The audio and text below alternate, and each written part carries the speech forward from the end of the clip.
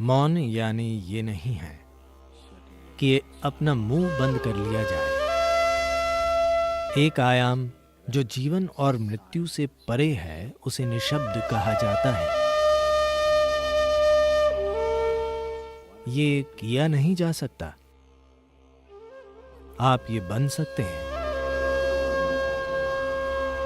तो आप जितने भी शब्द बोल रहे हैं वही बातें 50% कम शब्दों के साथ कहने की कोशिश करें। अचानक आप हर चीज के प्रति बेहद सचेत हो जाएंगे।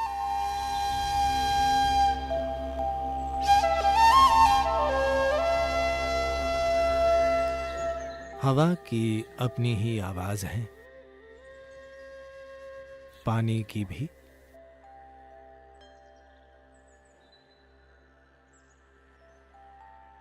और धरती की भी है, और वाकई आकाश की भी है।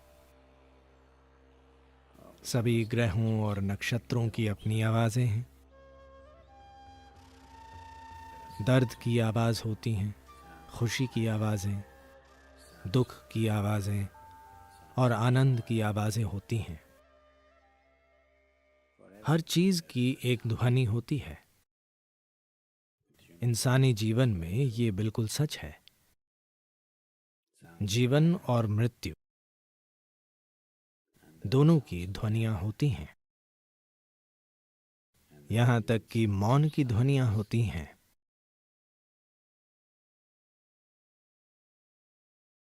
तो ध्वनियों का जटिल मेल है। अलग अलग ध्वनियों से अलग अलग मंशाएं, मजबूरी के और साथ ही बंधन के विभिन्न स्तर और उलझन की विभिन्न संभावनाएं पैदा होती हैं।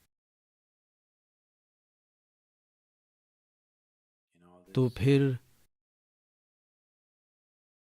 कोई चुप रहना क्यों चुनता है?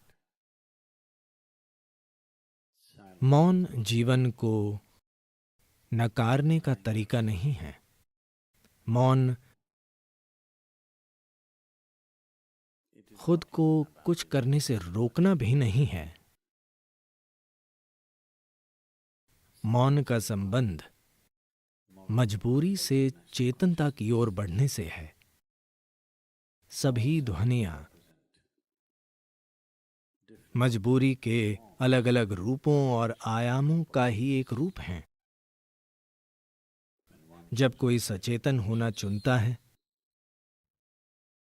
और मजबूर करने वाली चीजों से दूर होना चाहता है, तो वो स्वाभाविक रूप से चुप रहना चुनता है। Silence does not mean shutting your mouth silence, plugging your ears silence. मौन यानी ये नहीं कि अपना मुंह या अपने कान बंद कर लिए जाएं। आप मौन में गा सकते हैं, आप मौन में नाच सकते हैं, आप मौन में बोल भी सकते हैं, आप मौन में चिल्ला भी सकते हैं। कोशिश न करें।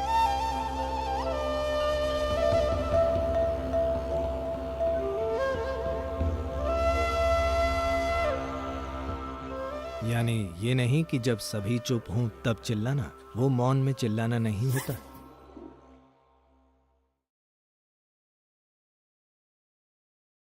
क्योंकि ध्वनि सतह पर है, मौन बुनियाद है।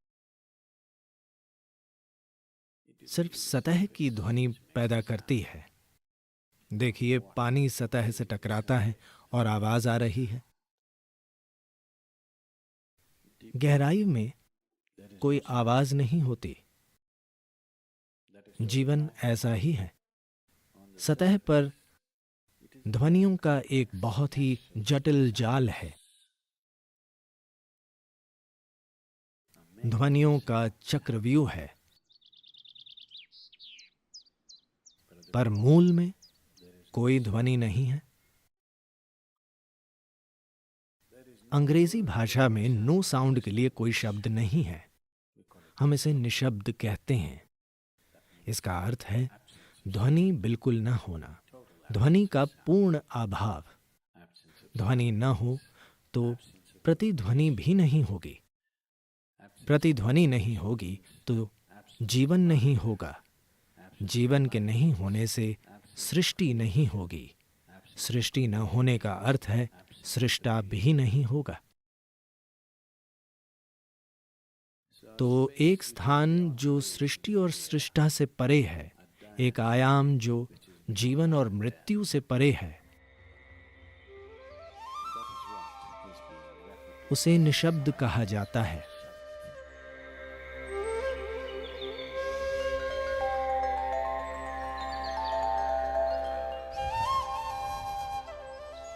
ये किया नहीं जा सकता,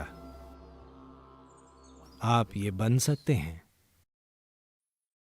आमतौर पर ये बताने के लिए दो शब्दों का प्रयोग किया जाता है। एक है मौन, यानी आप चुप्पी का अभ्यास कर रहे हैं, आप चुप नहीं हैं, आप मुंह बंद करके चुप हो गए हैं, ये निशब्द नहीं है। मौन यानी चुप्पी का अभ्यास करना। अभ्यास करने का अर्थ है आप खुद वो नहीं हैं। क्या आप जीवन हैं या आप जीवन का अभ्यास कर रहे हैं? मैं पूछ रहा हूं, आप जीवन हैं या जीवन का अभ्यास कर रहे हैं? अभ्यास नहीं, आप जीवन हैं। शायद अभ्यास अच्छा नहीं है, पर आप जीवन हैं। इसी तरह मौन का अभ्यास करने और मौन होने में अंतर है।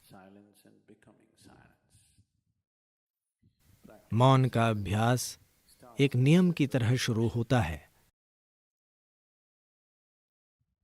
पर धीरे धीरे मौन का अभ्यास करते हुए आप शायद मौन हो जाएं। तीव्र गतिविधि में भी कोई चुप हो सकता है,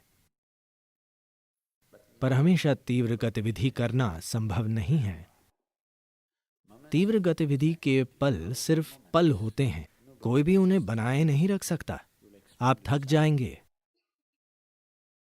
अगर आप इसे बिना कुछ किए पा सकें, तभी ये टिकेगा।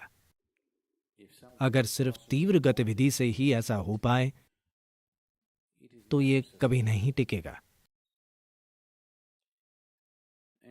गायन के बहुत तीव्र और आनंदमय क्षण में कोई व्यक्ति मौन बन सकता है या उसे चख सकता है, पर यह कब तक टिकेगा? आपका गला फट जाएगा और आपके पड़ोसी आपको पीटेंगे। संभव है। तो मौन होने या बन जाने की इस संभावना का एक अर्थ है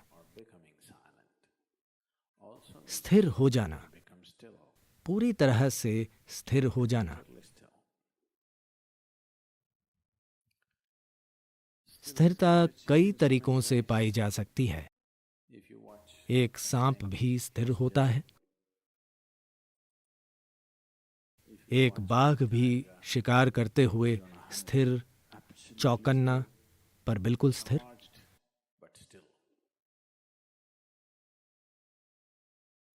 ये स्थिरता के विभिन्न आयाम हैं जिनका काम जीवन चलाना है। अगर सांप हिलेगा डुलेगा तो मारा जाएगा। अगर शेर स्थिर नहीं रहेगा तो उसे भोजन कभी नहीं मिलेगा। ये जीवन चलाने की चीजें हैं। हमें जिंदा रहने के लिए कुछ करना जरूरी है। जब इंसान की नजर जिंदा रहने से परे की चीज पर पड़ती है, तभी वो स्थिरता के बारे में सोचेगा। तब वो समझेगा, खुद को देखकर वो अपनी मजबूरियों की जटिलता देखता है। तब समझता है कि इसका एक ही हल है, स्थिर होना। इस शरीर को और इस मन को स्थिर करने के लिए कुछ कोशिश जरूरी है। Take some effort. अगर कोई बस आनंदित है तो वो स्थिर हो जाएगा, वरना उसे कदम दर कदम काम करना होगा इस शरीर को बिल्कुल स्थिर करने के लिए।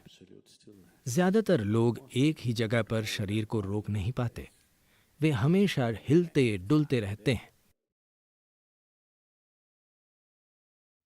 All the time in moment.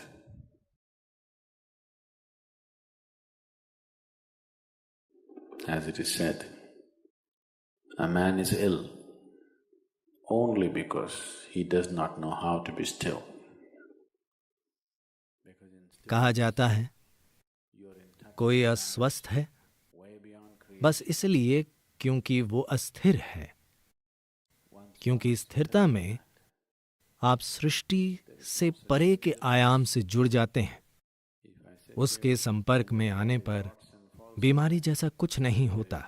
मेरे यहाँ बैठ बैठ अगर शरीर सड़कर गिर जाए तब भी बीमारी नहीं होगी। ऐसा इसलिए क्योंकि असल में जब कोई बिल्कुल स्थिर हो जाए